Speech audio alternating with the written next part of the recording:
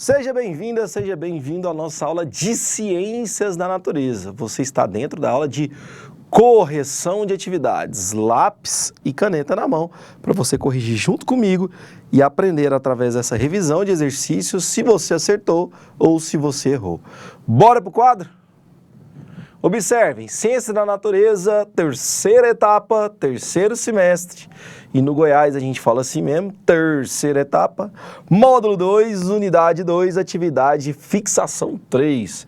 Eu, que sou goiano de pé rachado, como piqui, vou aqui ensinar para vocês as questões e quais são as respostas corretas. Questão número 1, Universidade Federal, lá do Ceará. Um abraço, pessoal do Ceará. As esponjas desempenham os papéis importantes em muitos hábitats marinhos. Para você que vê Bob Esponja, vai ser uma questão mais fácil. A natureza porosa das esponjas as torna a habitação ideal para vários crustáceos e também equinodermas. Crustáceos como, por exemplo, o siri ou o caranguejo, e os equinodermas como as estrelas do mar, mas em contrapartida também para vermes. E aí vai ser uma relação ecológica desarmônica, né?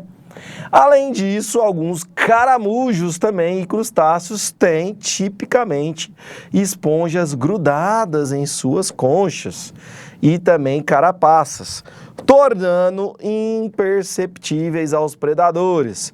Olha só, então o caramujo lá, o caracolzinho lá, vai utilizar a esponja para esconder de predadores. Olha que espertinho ele. Então, se você levar em consideração o que está no texto, ele vai perguntar em relações ecológicas. Nesse caso, a esponja se beneficia por nutrir de partículas de um alimento liberado para esse molusco, e em contrapartida, o outro animal também se beneficia, porque ele esconde dos predadores. Esse tipo de relações ecológicas no texto pode ser classificada de que maneira? Se você prestou atenção nas aulas teóricas, você vai descobrir que ele é um inquilino. Ele é um inquilino pelo fato de ficar naquele animal.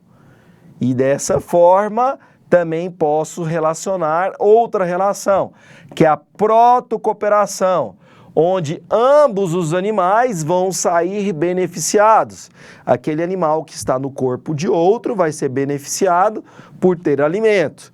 E aquele animal que está com o outro animal nas suas costas vai ser beneficiado porque ele vai esconder dos predadores. E isso a gente chama de protocooperação. Um exemplo muito clássico aí de protocooperação acontece entre o pássaro palito e o jacaré, onde o pássaro palito é beneficiado ali ao comer os alimentos, os restos dos alimentos do dente do jacaré, e o jacaré é beneficiado pelo fato de ter seus dentes limpos. E não, estudante, não, o jacaré não vai comer o pássaro palito. Tira isso da sua cabeça. Ele é beneficiado com isso.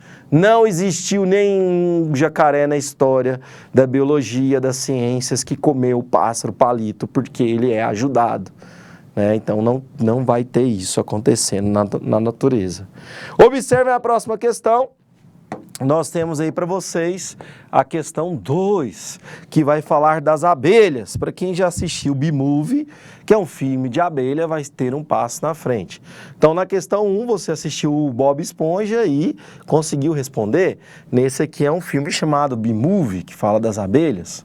Dentro de uma mesma população ocorrem relações ecológicas que estabelecem uma busca pelo alimento, por água, por espaço e luz.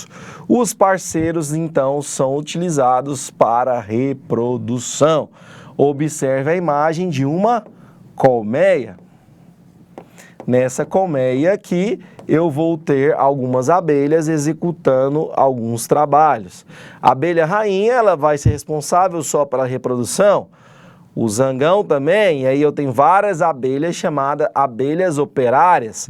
São elas que também vão utilizar a produção do mel. E aí eu tenho a pergunta, que é o seguinte: as abelhas estabelecem a união permanente entre si e caracterizam uma relação de que tipo? Observem a opção. Nós teríamos as opções de protocooperação, canibalismo, inquilinismo, amensalismo ou sociedade. Você pode até achar que é protocooperação porque uma ajuda a outra, mas na protocooperação eu tenho indivíduos de espécies diferentes.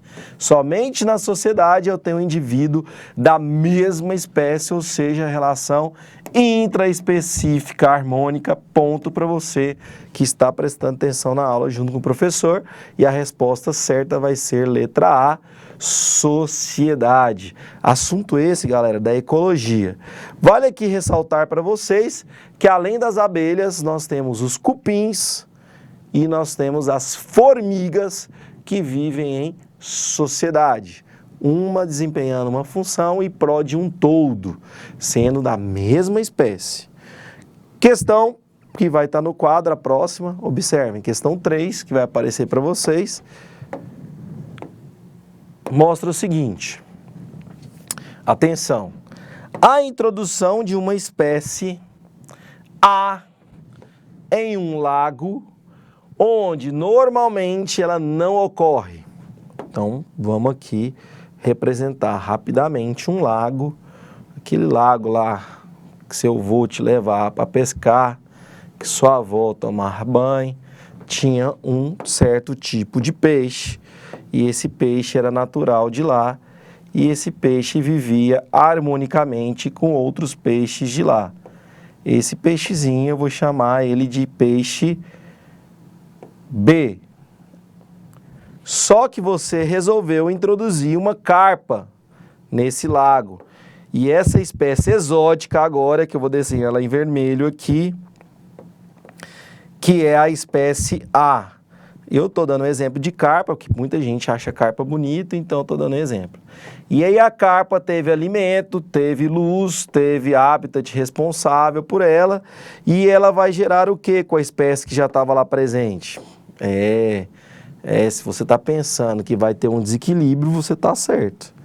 O equilíbrio das populações de peixes ali existentes, que eram os peixes B, foi alterado porque você introduziu uma espécie chamada espécie exótica. Ela não era parte daquele ecossistema. Sobre esse fato, considere as afirmações a seguir. Então, já que você entendeu o esquema aí lindo, maravilhoso, a gente vai prestar atenção. Questão 1. O equilíbrio poderá ser alterado se houver competição por alimento? Isso, poderá sim. 2. O equilíbrio poderá ser alterado se a espécie for predadora dos peixes nativos? Sim, também vai ser alterado. 3. O equilíbrio poderá ser alterado se a espécie introduzida apresentar altas taxas de reprodução e cuidado com a prole também. Eu concordo com essa 3, né? E a 4. A espécie A morrerá, pois as espécies introduzidas não conseguem sobreviver nos ambientes que não sejam seus. Não, na verdade, a espécie exótica, na verdade, ela pode, inclusive, ter uma superpopulação. Então, das 4 opções aqui, a única que você não pode afirmar que vai acontecer é a número 4. A 3 pode acontecer, a 2 pode acontecer e a 1 pode acontecer. Então, fica esperto aí. Sobre as afirmativas, então, anteriores, marque a única opção que condiz com a que está correta. Se você prestou atenção, você vai ver que a 1, que a 2 e a 3 estão corretas. E se você ainda não concordou que a 4 está errada, você vai entender agora. Se a A é aquela que a gente desenhou, a que vai ser introduzida, a carpa, ela não vai necessariamente morrer porque está num ambiente diferente. Sim, pode até acontecer. Normalmente, quando você introduz uma espécie exótica, ela vai gerar uma superpopulação, porque ela vai ter ali um ambiente próprio para ela reproduzir. É o que a gente vê que acontece. Então, aí causa um desequilíbrio e a alternativa certa, então, nesse caso, vai ser a letra E de esperto. E você prestou atenção na explicação, que foi show! Pois bem, chegamos então na reta final dessa aula, onde a gente revisou um pouco sobre relações ecológicas intra- e interespecíficas, desarmônicas e harmônicas, e a gente ressaltou nessa aula 2 importantes relações, que são elas, a sociedade e a competição. Espero que vocês tenham gostado e conto com vocês na nossa próxima aula de correção de atividades. Até mais, um abraço, valeu!